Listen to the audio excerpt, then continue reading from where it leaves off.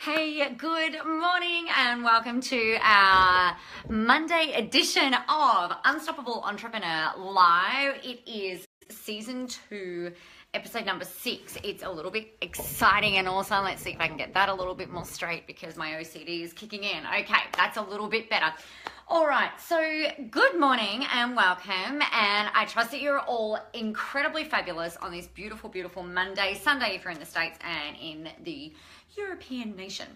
So what I wanted to share with you guys today is a bit about grit, vulnerability, hardships, success, that kind of thing, and notifications would be really fantastic and awesome. Okay, excellent.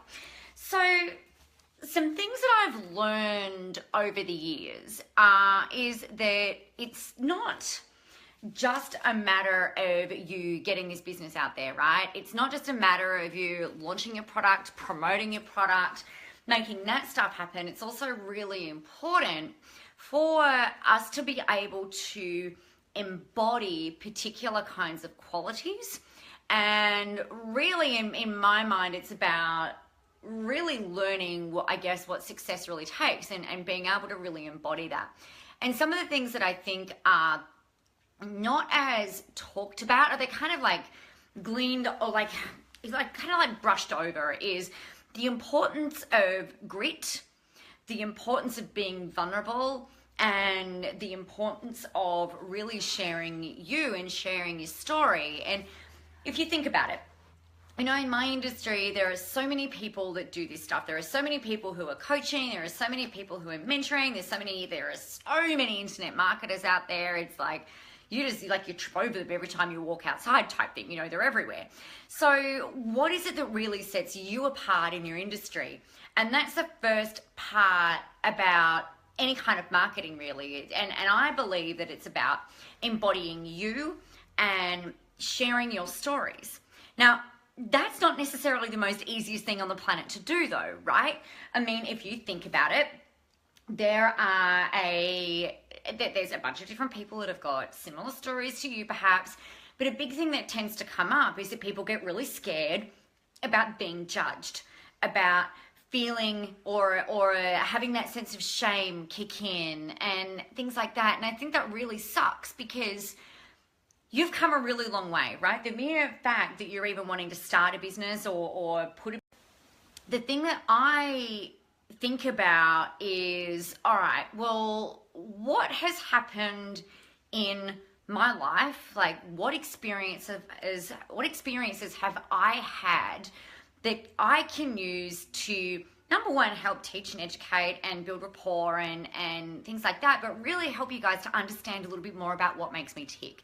And I think that's a really big, important thing that you can also, God, my phone's going crazy, this is nuts, that you can embody also when it comes to your marketing and your storytelling. But another facet to all of this is, how do we really embody that on an ongoing basis? So I think the way that I can share this in the best way possible for you is to tell a couple of stories today. Now, of adversity, and I really believe that this is the stuff that forms character. It's like it's the stuff that creates the pressure in order to make the diamonds be created, right? And for those people, for you to be able to really achieve success, because you know what? Business isn't freaking easy. If it was easy, everybody would be doing it. Everyone would be making $1 million. There are so many different things that tend to get in the way of you being able to do this type of stuff. And some of the really big success things that are absolutely imperative, important, are you being able to create and become resilient. So I remember when I first started. So I started this business in 2010, and I was so very excited. I was working for corporate at the time, but the manager that I had wasn't I'd been treating it like growing my own business, right? And my manager wasn't letting me market in a way that was going to get more people in. I wanted to do more events, networking type things. I wanted to start using social media for marketing to get people in. I live in a tiny little country town in the middle of nowhere. So it was really important to kind of like network and be seen and stuff like that. And I saw so many opportunities, and I kept getting these roadblocks in the way. Plus, my manager and I didn't really get along because I'd been for years operating really autonomously and being managed out of a different site. So I hadn't had like in-person managers there for a very long time. And so there was like a really big clash there, and it came to the point where I just couldn't tolerate any more of that kind of pain, and I decided to resign and do this full time rather than doing it on the side. So that was a really big leap. But the thing for me, I think that really hit home was that I was getting some clients through the door, and I was doing little bits of Facebook marketing and things like that, but a lot of the delivery that I was doing was in person, and I wasn't making the money that I wanted to make because I couldn't travel all the time. I got 3 kids and stuff like that. So what I decided to do after 18 months of things not working, not making any money, or not making a whole lot of money, it came to the crunch where it was like, well, I've got to do something different. It's make or break. And things shifted. And I was ringing people all day, every day. I was on the phone constantly. I was selling, I was delivering, I was creating, I was burning the candle at both ends. It was really a trial by fire. And it's not necessarily the way that I would recommend that you grow your business or that you get clients to start with, because it is very taxing emotionally and energetically, but it does work. What I learned from that was the amount of energy that I could actually access and what I was really willing to do in order to get in front of you guys and to really help you. So that was really interesting. And I think the thing with that, I did that for a couple of years. So that was pure just persistence, resilience, keeping on going. You get a no after a no after a no, and you just keep showing up, you just keep showing up, and you just keep showing up, and you have faith. And I think that's probably one of the really big key things. You've got to have faith. Cue George Michael singing a little bit there. You've got to have faith in order to keep going. You know, if you don't have, I've always had this belief that I would make it, that I would get there, that I could make it work. It was just a matter of finding the way to be able to do that. And if you don't have that level of faith, then you've got to find a way to be able to create that. Because that's really where I was listening to Angela Duckworth's book, Grit. Like, if you haven't listened to that, it is freaking amazing. You need to listen to it as soon as humanly possible. Put it on the top of your list, get rid of everything else out of your Audible account, and just focus on listening to that. A big part of what she talks about is it's almost like then doing the necessary hard work in order to be able to create that flow. And the necessary hard work is the practicing, it's the drilling, it's the creating, it's the constantly just trying and refusing, flatly refusing to give up, flatly refusing to stop completely. Now, that doesn't mean that you don't then find some space to regenerate and rejuvenate. That is really, really important, obviously. But you've got to create a way and have a mindset that you are going to get there. It's just a matter of finding the way. I read a post this morning on Facebook, actually, by, I think it was Kelly Fidel, put up, a lady based in the States, not a mentor of mine. We're friends on Facebook, and I like seeing his stuff. And she said, you know, something along the lines of your mind might be like a labyrinth with your ideas at the moment, but you might be able to create a shortcut to get through that maze to where you want to be, but it's got to be the right kind of shortcut, right, for you. And just because something works for somebody else doesn't mean that it will work for you. However, you will find a way. And that's more the point of that. Like, yes, business is like a big maze, and it's like a hedge maze the hedges are really, really tall and you can't necessarily see where you're going. But if you've got a map, or if you've got the direction, then you can usually find the energy to keep going, right? And the other thing with all of this is knowing that shit's gonna happen. There will be things that happen throughout your business career that you don't particularly like, that perhaps you don't approve of, that might really upset you and things like that. So an example of this, I put on a really big event I was really scared about putting this on actually. It was my first really big event in October 2013. And it was around this time actually. I was so excited about it and I was absolutely petrified. I'd done a lot of speaking and running little events, but this is a big one for me. And we'd spent 6 months filling the room. So myself and my team, we were calling everybody, getting people enrolled in coming along to this event. And it was the best thing ever. I loved the event. And it kind of felt really easy. Like all the practicing, all of that necessary hard work that I'd been doing in the lead up to that paid off. And it was awesome. But then there were some people in the room who might have paid deposits and then requested refunds or done some really stupid stuff, in my opinion. You know, there were people who had decided that they didn't want to pay me, and so they decided to just access free content, my stuff, my paid content. There were people giving that away for free, people literally ripping off my stuff and giving it away for free to other people who were in the room. I had people form an I Hate Nicola Morass Facebook group. So that was awesome. I had people, I was receiving death threats and threats to my family via email and via text message. They were just crazy. They were literally going and approaching other current clients of mine and poisoning them essentially from continuing to work with me. Or new students who I would enroll, they would get straight onto them and, you know, convince them to not move forward. It was absolutely, back then it felt really soul destroying. And that went on for about 6 months. Now I had multiple people telling me about this, but I didn't have any evidence of it, right? So it wasn't like I could launch a defamation case or a lawsuit. I didn't have any concrete evidence to show that this is what was going on. What I did have was some clients who remained clients even though they were in this other group. So they were telling me about what was going on because they were kind of like being my spies, if you like. They were telling me. And it got to the point where there was about half a dozen people that I knew were in this group and doing this, you know, really kind of like backdoor dodgy stuff.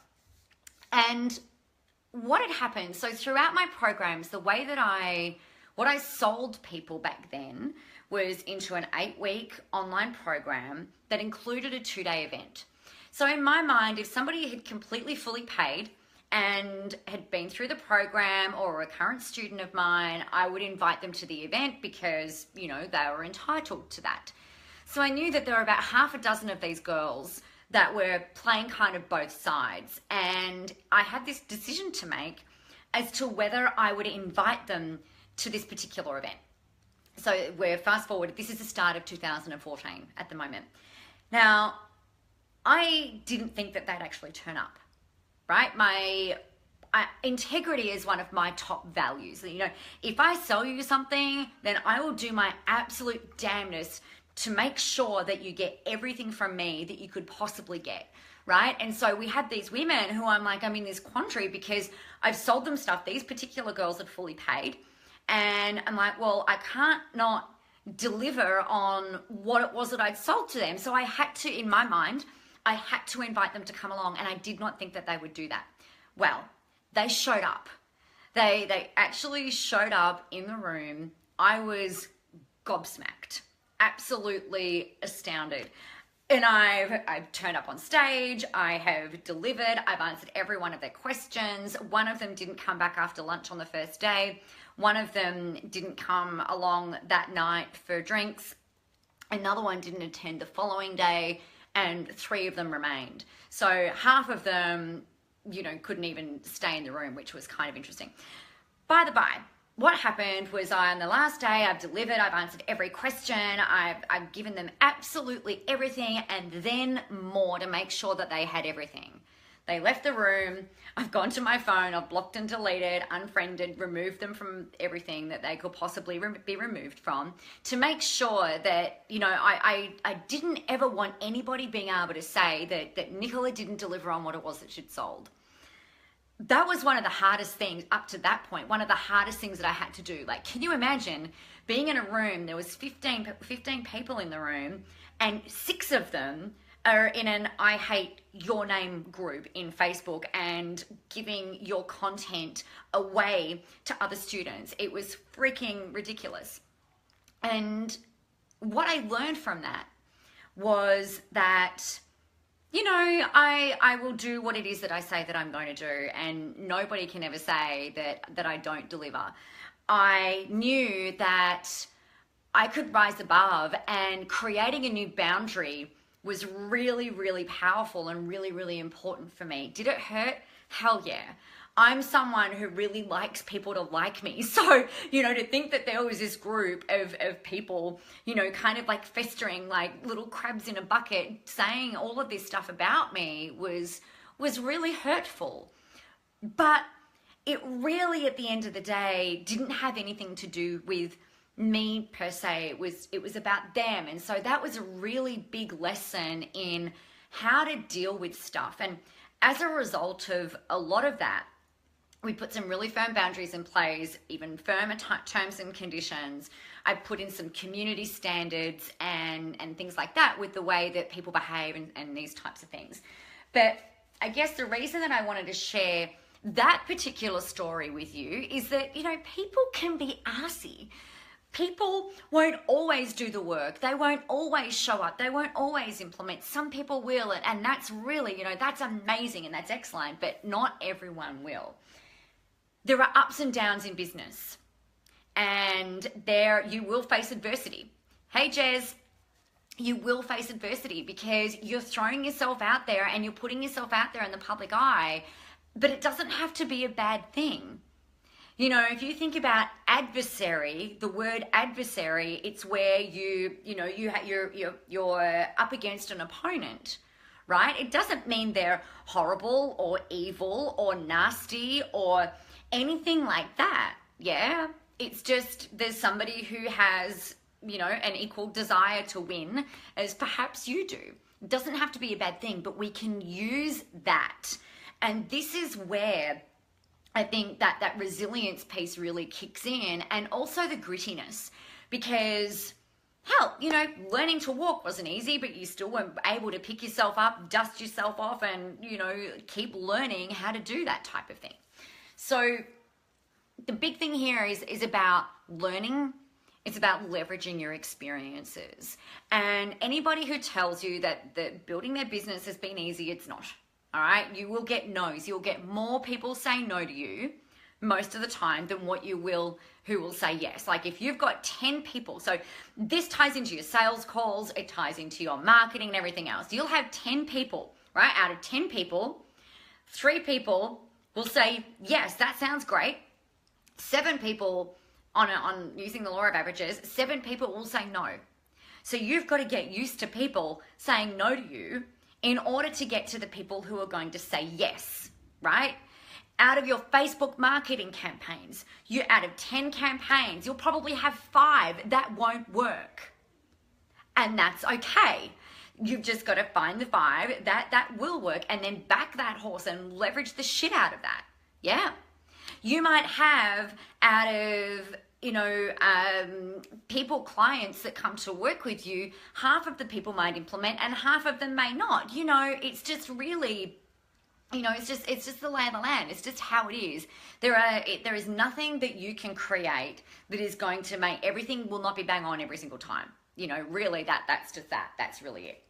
I think another really big thing that I wanted to share with you guys is about helping people understand the great stuff that you've been able to create and the brilliant stuff that you've been able to do, and as well as the not so awesome stuff, right? One of my pet hates about the marketing industry, the internet marketing industry, the coaching industry, is that everybody puts on this kind of, not everybody, most people put on this persona that everything is awesome, you know, cue that Lego song, and it's not, right? I started doing my day in the life of Nicola videos most days on here. And you guys can see, you know, some days are really awesome, and some days I just, you know, I want to stab myself in the face with my pencil. It's just hard. That's accessing that grit. You know, if you want to be successful, if you want to be the number one person in your industry, if you want to get there, if you really want to change lives and transform lives, then you need to get out of your own way. You need to be uncomfortable. Because, you know, this stuff doesn't just always flow. It's in the practicing, and it's in the testing, and it's in the measuring, and it's in that I'm not going to fucking give up attitude that will help you to get to where it is that you want to be. So that's really that's where the relentlessness really has to kick in. Actually, it's another great book that you can have a listen to. So Grit by Angela Duckworth is really excellent, and then Relentless by Tim Grover. And what I like about that relentless stuff is really, you know, what is it that you're willing to do in order to get to where you want to be? What are you willing to sacrifice? What are you willing to do? What are you able to do? And it's really in those moments where you ask yourself that, and I still ask myself that nearly every day, what am I willing to do in order to get to where it is that I want to be? What am I willing to do in order to help the people that I want to help? And that also comes back down to your mission, to your why, to all of that kind of stuff. So a big thing for me is around helping. I want to be financially independent. I don't ever want to have to ask anyone for anything, right? In terms of like from a financial perspective. And that's a huge driver behind what it is that I do. And I know that that's something for most of my people, most of my clients and the people who follow me, that's usually a really big thing for you guys as well, is that financial independence piece, freedom, choice, yes, lifestyle and everything else, but there's normally something that has triggered you into creating this. Otherwise, you'd just be having a job. You just go to a job, right? And look at other ways of achieving this. There's usually something in there. Like, I just want to get out there and fucking help people. Like, I just want to help you. I just want to help you get what you want, get your marketing working so that you can get out there and help the people that you're able to help. Like, that's what I want. And then I know that all of that other stuff will happen as a result of me helping you to do that.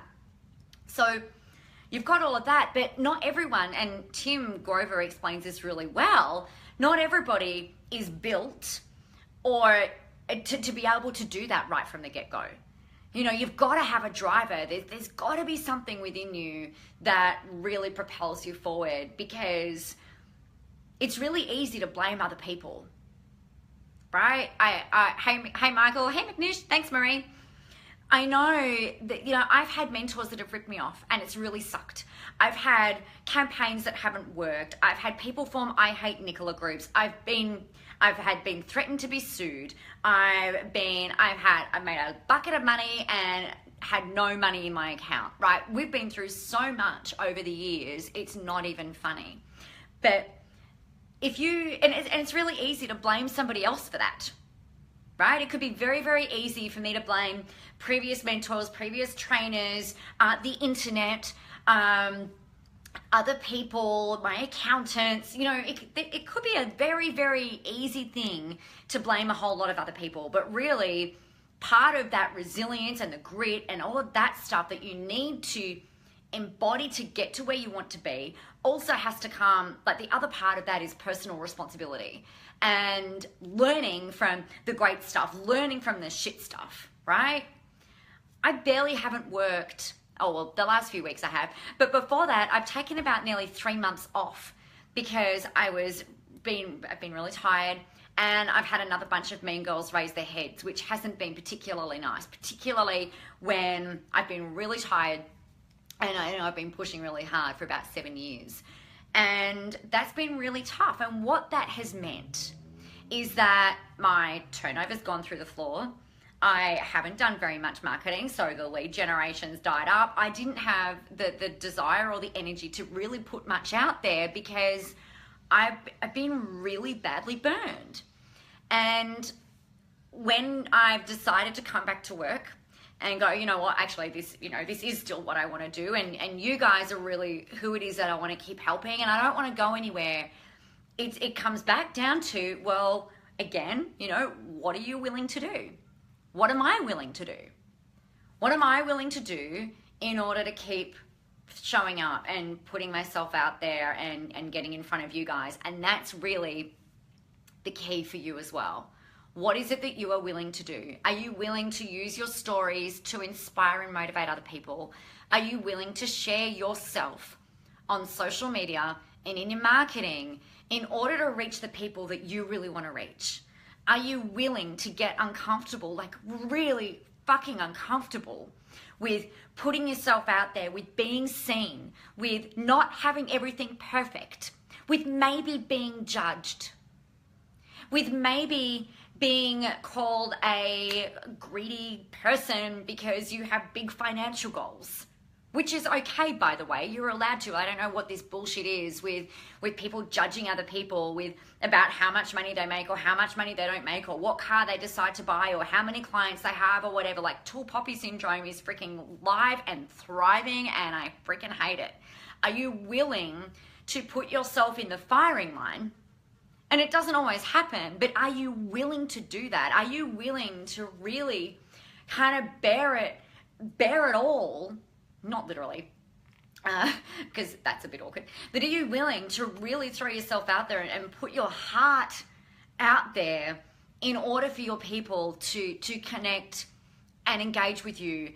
Because I believe in this world of marketing, and what when I mean, hey Joe, what I'm talking about when I say that is you look through your newsfeed and there are freaking clone after clone after clone, same after same after same. It is freaking boring. So how do you stand out? How do you stand out in an overcrowded, noisy newsfeed doing what it is that you do? My belief is that you need to front up and you need to be you, and you need to let go of all of those things that we've already talked about, embodying grace, grit, vulnerability, power, all of that in order for you to be able to really achieve what it is that you want. So that's my little rant today on vulnerability, grit, and getting to where it is that you really want to be. As I said, I really think that there are, like, I can see a bunch of your names, and I know some of the industries that you're in, and there are dime a dozen people like in your industry doing what it is that you do. So you've got to find that, you just got to find that sweet spot that really matches with you, and not take anything personally. Use, like, if you think about the 4 agreements, and always do your best, be impeccable with your words, don't take anything personally. And then the 4th one, I'm sure someone will remind me because it's flown straight out of my head. Really, it's not your business what anybody else thinks about you. It's not your business what anybody else thinks that you should be doing. It's not anybody else's business what your income goals are, or how big your list is, or how good you are at videos or blogs or writing or taking photos or whatever else. It's irrelevant what anybody else thinks about you. And that, once you can embody that and you can shed everything else and you can just really laser focus in with exactly what it is that you're here to do, that's when grit and tenacity and resilience kind of kicks in, and using those experiences to your advantage. Just share you, okay? Just share you. All right. Mwah. Thank you for, oh gosh, that was a bit of a half-hour rant. Sorry, not sorry about that. And remembering, like, failure, not like failure, that wasn't good English. Remember, I can't remember where I heard this or where I read it. I know, but I really like it. You can't fail. Okay, that's not what I read. I'm saying to you that you can't fail. But if you look at the word fail, think about this acronym. First attempt, I learned. Okay, so F is first, A is attempt, I is I, and then L is learned, fail. First attempt, I learned. And then you can use that for the next attempt, like, what did you learn? So there is no failure. There's just data that you get as a result of doing something or not doing something, right? The result of me not doing much for 3 months meant that my income's pretty much dried up and turned to not very much. It meant that the reach on my business page for Facebook from my marketing went through the floor. I was not creating, so my mindset kind of like took a bit of a tumble. It wasn't very fun. But when we access these things again, it's very easy to get back up on the horse. Okay, so that's that. Okay, so next week, what we're talking about is marketing necessities. So today is a really big thing about mindset, right? Really, really big on mindset. Next week, it's more about, all right, now that we've got the mindset component down, what is actually necessary from a behavioral perspective and from a systems perspective around your marketing. So we've got building relationships, marketing versus advertising, and what the differences are.